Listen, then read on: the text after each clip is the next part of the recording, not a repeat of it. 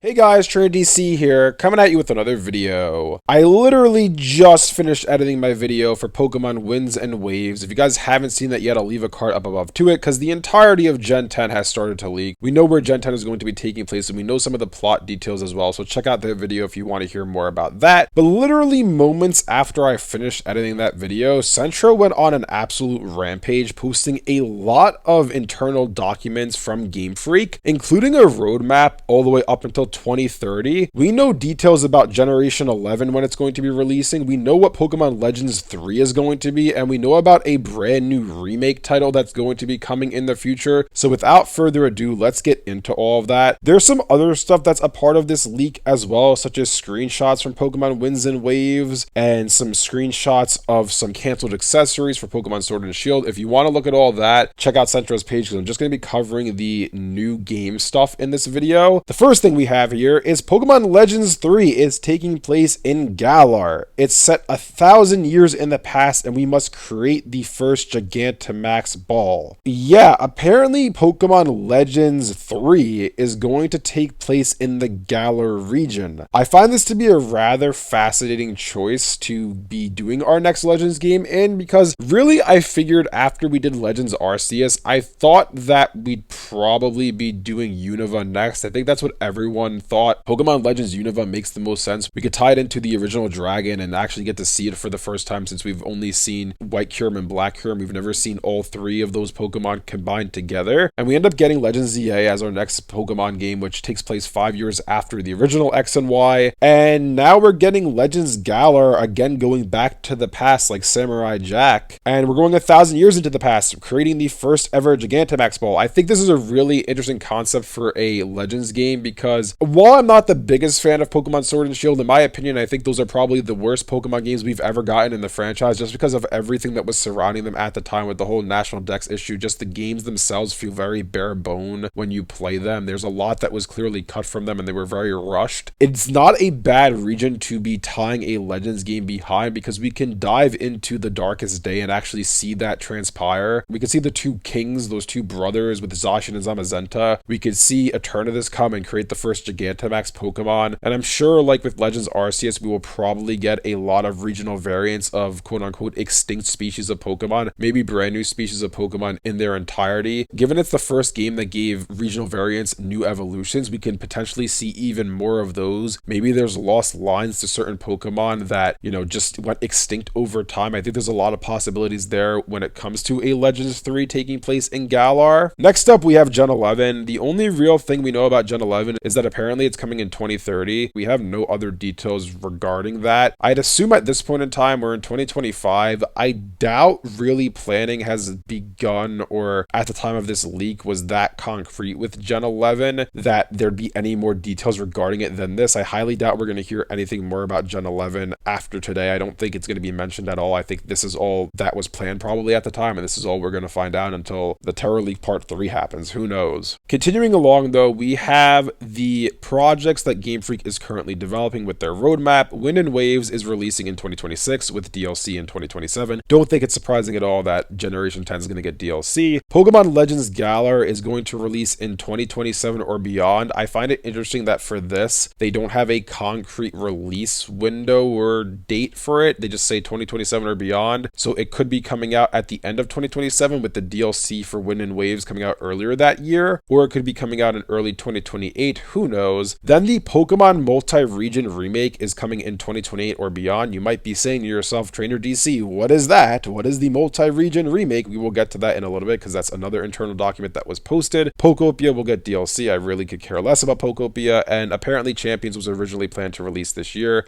We kind of knew that already. We knew that Pokemon Champions was supposed to come out this year. There's also a question that was asked by someone saying, what about Black and White remakes? And apparently there are going to be no Unova remakes during Gen 10, which I find it rather fascinating that basically they did the Sinnoh remakes in Brilliant Diamond and Shining Pearl, and then we straight up never got Unova. We're not getting seemingly X and Y remakes. We just got Legends ZA, which is a sequel to the original X and Y, and they're not going to go back and then do Unova remakes or even X and Y remakes or Alola remakes. We're just jumping straight to Galar with Legends 3, Legends Galar, which is again rather interesting. I will say regarding this roadmap, I believe it's from Game Freak's internal files, right? This is not the Pokemon Company in its entirety. So it could very well be possible that there is a Unova remake happening at Pokemon Works with Ilka behind it. We obviously got Brilliant Diamond and Shining Pearl, then they founded the whole Pokemon Works company that's behind Pokemon Champions. I doubt that's all they're going to do from here till 2030. I'm sure there's going to be some sort of Pokemon game that they work on, whether it be a spin-off title or a faithful one-to-one remake like Brilliant Diamond and Shining Pearl. That remains to be seen, but I will say take that roadmap with a grain of salt, because roadmaps are roadmaps. They could always change at any given moment. I mean, look at the Sony leak that happened a few years ago. We were supposed to get a Venom game in 2025. Well, it's 2025 and there's been no Venom game officially announced. So again, take the roadmap with a grain of salt. It's just their, brainstorming plans for the future. Obviously, Wind and Waves, that's something that's more concrete because it's coming sooner, but something like Gen 11, that's farther out there. So what I'm trying to get at here is I wouldn't be surprised if we get more faithful one-to-one remakes or more games from Ilka or Pokemon Works that aren't in this internal document. There's some environmental screenshots from Wind and Waves that you can see here. I'm not going to really cover them in depth too much because there's not much really to talk about regarding them. Again, more Wind and Waves screenshot. If you want to look at them, you can pause the video. Pokemon Legends Galar screenshot. We have an image here of what is a Gigantamax Colossal, and you can see the trainer is fighting it with a Machamp. So it seems like we're going to have to basically stop these rampaging Gigantamax Pokemon, similar to the Titan Alpha Pokemon in Legends Arceus and the Alpha Pokemon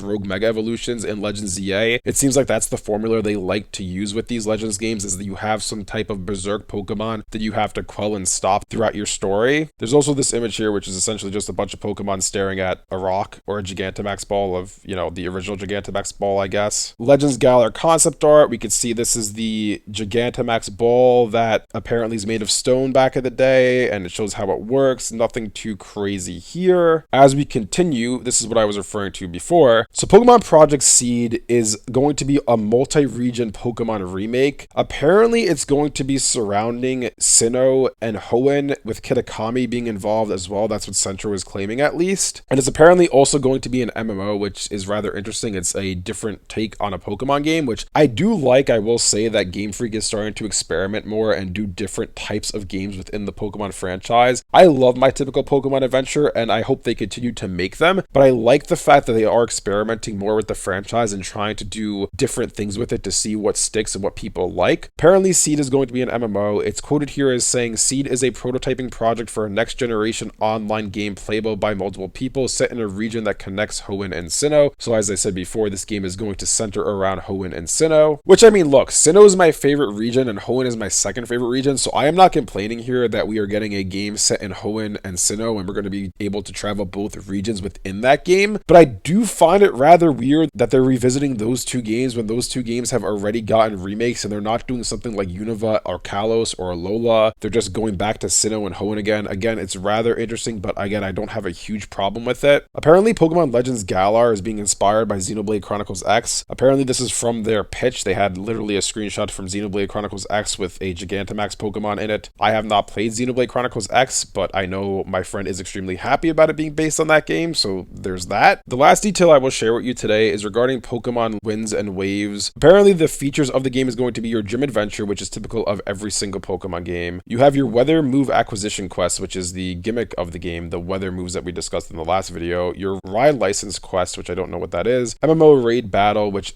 presumably a beta test, so to speak, for this MMO game Seed that they're developing. You have Pokemon Rescue, which I guess will be some sort of Pokemon side quest where you have to rescue Pokemon. You have your boss Pokemon, which is your totem titan Pokemon of the game, Pokemon Survival and Diving, and it's a brand new graphics engine. And there's a bit more that's been happening, such as some beta images from Scarlet and Violet of Team Star, which look rather cool. And then there's straight up a video of in-game footage from the engine of Pokemon Wind and Waves that I'm not going to show because I feel like that's just asking for trouble with Game Freak, because they're not going to be happy that all of this is out there. Although it's kind of crazy this is all happening right before Legends ZA, because if you guys recall, the Terra Leaker Game Freak out, the person who actually hacked Game Freak and got all this information, they had said that they were not going to leak any information regarding future games, and they would leak information regarding ZA and Gen 10 once those games come out. They kept their promise for ZA as the game's coming out, in a few days now. I don't know what happened. They kind of just said, screw it, I'm going to release everything for not only Gen 10, I'm going to announce Pokemon Legends 3 taking place in Galar 1,000 years in the past. I'm going to announce that there's a Pokemon project called Seed, which is going to be an MMO game where you get to traverse both Hoenn and Sinnoh, and Kitakami is going to be thrown in there as well. I'm going to leak the,